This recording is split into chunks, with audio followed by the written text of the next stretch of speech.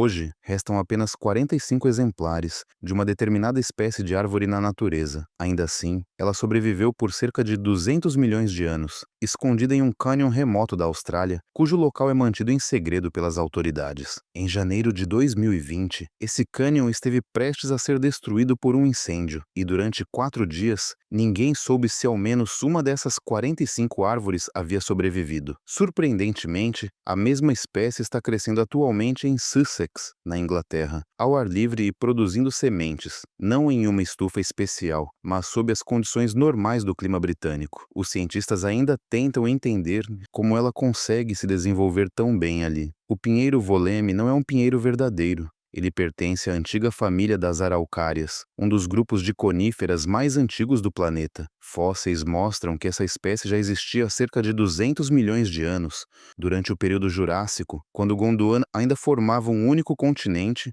e os primeiros dinossauros caminhavam por florestas úmidas. Essas florestas deixaram fósseis espalhados por toda a Austrália. Mais tarde, a Austrália se separou da Antártida e começou a se deslocar para o norte, tornando seu clima progressivamente mais seco ao longo de milhões de anos. No início do século XX, acreditava-se que a espécie havia desaparecido completamente. O fóssil mais recente conhecido tinha aproximadamente 2 milhões de anos, e todas as evidências indicavam que ela estava extinta, mas ela não estava extinta. Apenas permanecia escondida em um cânion. O cânion onde os pinheiros Woleme sobrevivem hoje foi formado em arenito do período Triássico. Em ambos os lados existem paredões com mais de 100 metros de altura, permitindo que apenas uma luz suave e filtrada alcance o fundo. O solo é fino e extremamente ácido, com um pH entre 3 e 4, além de conter pouquíssimos nutrientes. A região recebe mais de 1000 milímetros de chuva por ano. Dentro dessas paredes de pedra, existe um microclima úmido e estável, muito diferente das condições do planalto australiano ao redor. Esse ambiente isolado, composto por ar fresco e protegido, permitiu que a espécie sobrevivesse por cerca de 2 milhões de anos. Em março de 2025, o Plano Nacional de Recuperação do Departamento Australiano de Mudanças Climáticas, Energia, Meio Ambiente e Água confirmou que ainda existem apenas 45 árvores adultas e 46 plantas jovens distribuídas em apenas 4 locais dentro de um único sistema de cânions. Os Jardins Botânicos Reais de Kew afirmam que essa espécie possui a maior pontuação EDGE entre todas as gimnospermas do mundo, uma medida que combina singularidade evolutiva e risco de extinção. Durante uma expedição de canyoning na região selvagem de Woleme, David Noble, explorador experiente e funcionário do Serviço de Parques Nacionais e Vida Selvagem de Nova Gales do Sul, desceu até um desfiladeiro estreito. Ao chegar ao fundo, encontrou árvores diferentes de tudo o que já tinha visto. A casca lembrava chocolate derretido com bolhas, enquanto folhas verde escuras semelhantes a samambaias cresciam em espiral ao redor de troncos que se elevavam até 40 metros nas sombras do cânion. Noble recolheu alguns galhos caídos e continuou sua jornada. De volta a Sydney, ninguém conseguiu identificar as amostras.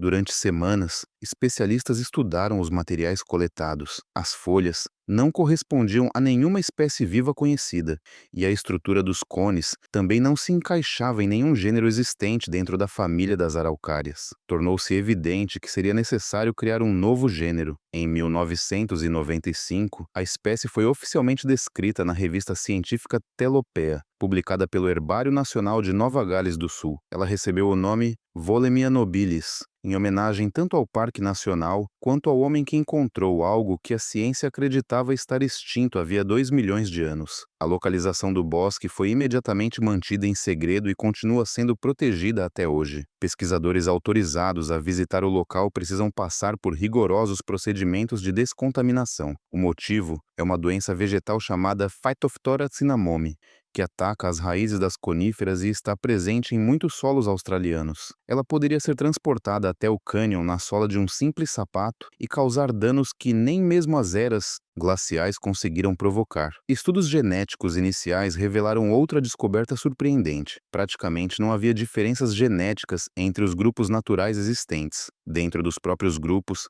as árvores também eram quase idênticas. Em outras palavras, todos os indivíduos eram geneticamente muito semelhantes. A espécie havia sobrevivido em um único local, sem praticamente nenhuma diversidade genética de reserva. No final de 2019, o gigantesco incêndio de Gospers Mountain começou a avançar pelo Parque Nacional Woleme. Em janeiro de 2020, ele já havia queimado mais de 1,2 milhão de acres. O cânion secreto estava exatamente em seu caminho. O governo de Nova Gales do Sul iniciou então uma operação secreta de resgate. Equipes especializadas de bombeiros foram transportadas de helicóptero até o interior do cânion. Lá, instalaram um sistema de irrigação no fundo da garganta e bombearam água continuamente para manter as árvores e o solo ao redor extremamente úmidos. Ao mesmo tempo, aviões realizaram diversos voos sobre as copas das árvores vizinhas, lançando retardante de fogo para desacelerar o avanço das chamas. Depois disso, os bombeiros foram retirados do local. Durante 4 dias, uma espessa camada de fumaça cobriu completamente o cânion. Ninguém conseguia ver o que estava acontecendo lá dentro. Quando a mítica fumaça finalmente desapareceu, veio a resposta. A maioria das árvores havia sobrevivido. Algumas apresentavam queimaduras leves nas extremidades, mas continuavam vivas. 2 delas, porém, foram confirmadas como perdidas. O então ministro do Meio Ambiente, Matt Kean, declarou publicamente que aquelas árvores existiam desde antes dos dinossauros e que todos os esforços possíveis haviam sido feitos para protegê-las das chamas.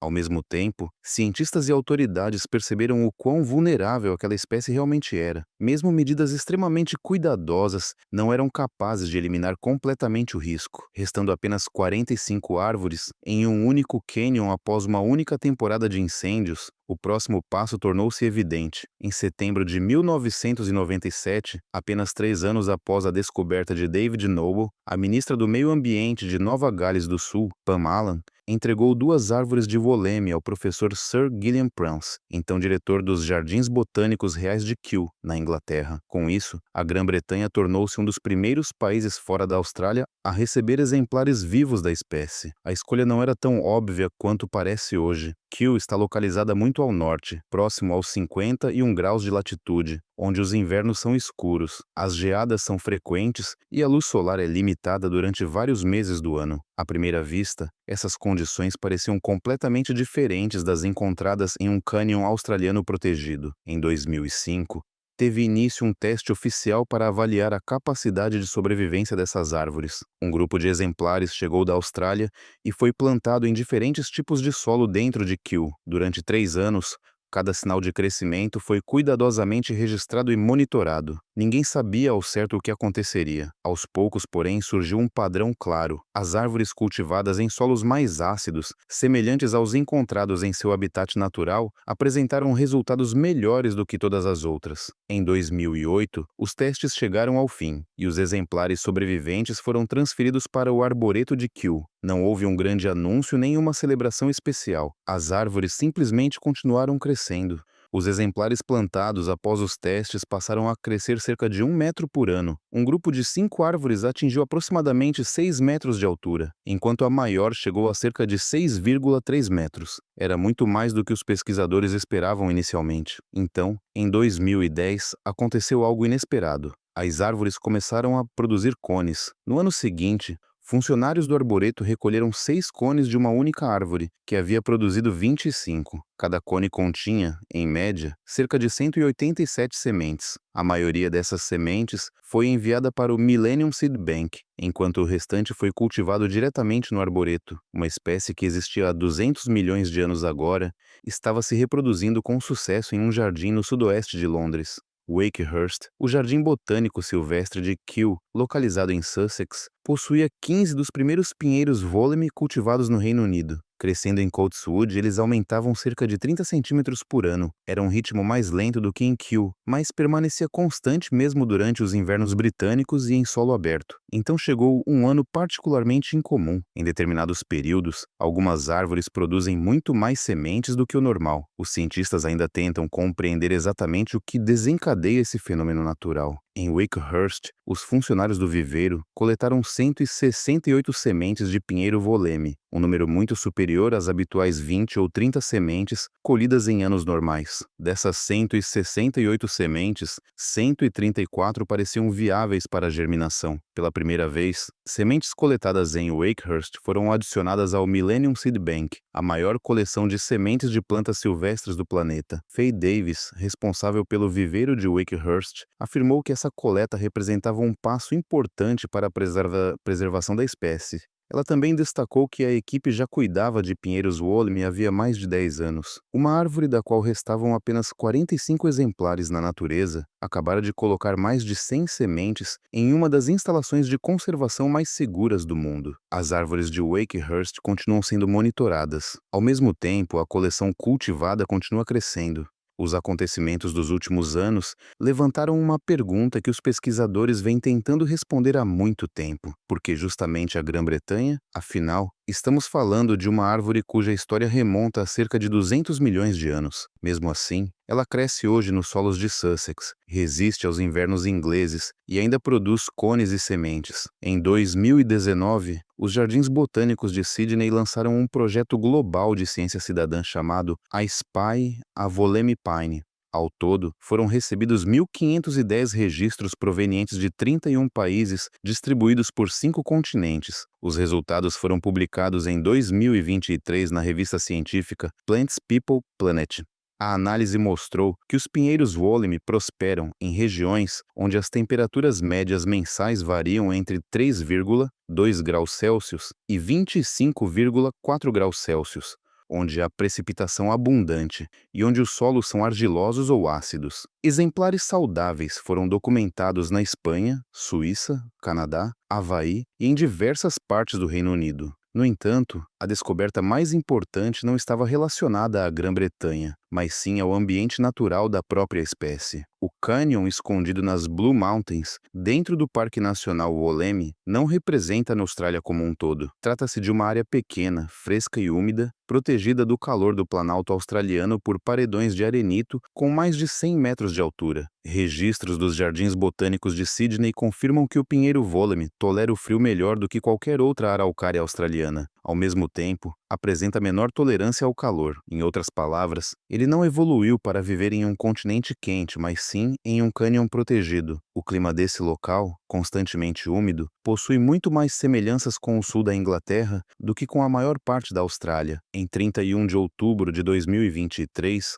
o botânico e apresentador de televisão James Wong plantou 6 jovens pinheiros Wollemi no Badbury National Pinetum, em Kent. Além disso, mais de 170 árvores jovens foram distribuídas para 28 jardins botânicos localizados no Reino Unido e na Europa. Essas plantas vieram de um novo programa conduzido pelos Jardins Botânicos de Sydney e representavam diferentes linhagens genéticas identificadas por análises modernas de DNA. Um envio semelhante foi realizado para 5 jardins botânicos na Austrália e para um jardim botânico em Atlanta, nos Estados Unidos. Essa foi a primeira coleção de pinheiros Wollemi com uma diversidade genética significativamente maior. Até então, praticamente todos os exemplares cultivados haviam sido produzidos a partir de estacas. Isso significava que eram quase clones genéticos, carregando as mesmas limitações hereditárias das plantas originais. As árvores selvagens, por sua vez, já apresentavam pouquíssima variação genética. Quase toda a espécie era geneticamente muito uniforme. Essa nova coleção mudou esse cenário. Denise Ora, diretora dos Jardins Botânicos de Sydney, descreveu o projeto como uma etapa fundamental para impedir que a espécie desapareça de seu habitat natural. Trata-se de um esforço internacional que nenhuma instituição seria capaz de realizar sozinha. As árvores cultivadas atualmente em 28 locais espalhados pelo Reino Unido e pela Europa, são muito mais do que simples curiosidades botânicas. Elas representam uma rede de sobrevivência distribuída para uma espécie que passou 200 milhões de anos vivendo em um único cânion, quase foi eliminada por um incêndio devastador, e agora prospera nos solos ácidos de Sussex como se tivesse encontrado um novo lar. Essa espécie sobreviveu aos dinossauros, ao ressecamento gradual de um continente inteiro e a um incêndio que destruiu mais de 1,2 milhão de acres ao redor de seu último refúgio natural. Ainda assim, A maioria de seus 45 exemplares restantes conseguiu resistir. Hoje, ela continua crescendo não apenas em Coatswood, em Wakehurst, mas também em dezenas de jardins espalhados por um continente que jamais teria alcançado naturalmente. O pinheiro Voleme não se adaptou à Grã-Bretanha. O que aconteceu foi algo ainda mais surpreendente. A chuva, o solo ácido e a luz suave e filtrada encontrados ali revelaram-se extraordinariamente semelhantes às condições daquele cânion isolado que manteve a espécie viva quando quase tudo mais desapareceu. E é justamente essa descoberta que levanta novas questões, às quais voltaremos em uma próxima história.